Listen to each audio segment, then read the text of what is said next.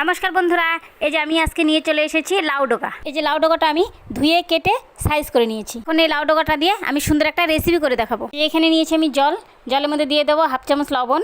এই জলটা ফুটা শুরু হয়ে গেছে। এই লাউ ডোকাতে দেওয়ার জন্য আমি সবজি নিয়ে নিয়েছি। এই যে নিয়েছি টমেটো, আলু আর বেগুন, আর নিয়েছি চেরা কাঁচা লঙ্কা। এগুলো আমি দিয়ে দেবো।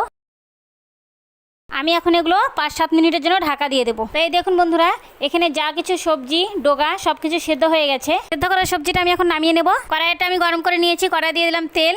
এখানে ফোড়নে দেবো রাঁধুনি, শুকনো লঙ্কা, আর আমি এখানে নিয়েছি আদা থেতো করে। সবজিতে আমি সামান্য হলুদ ছড়িয়ে দেবো।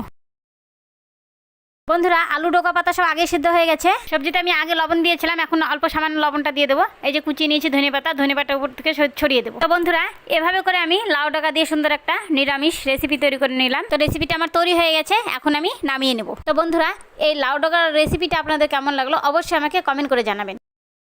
হ্যাঁ।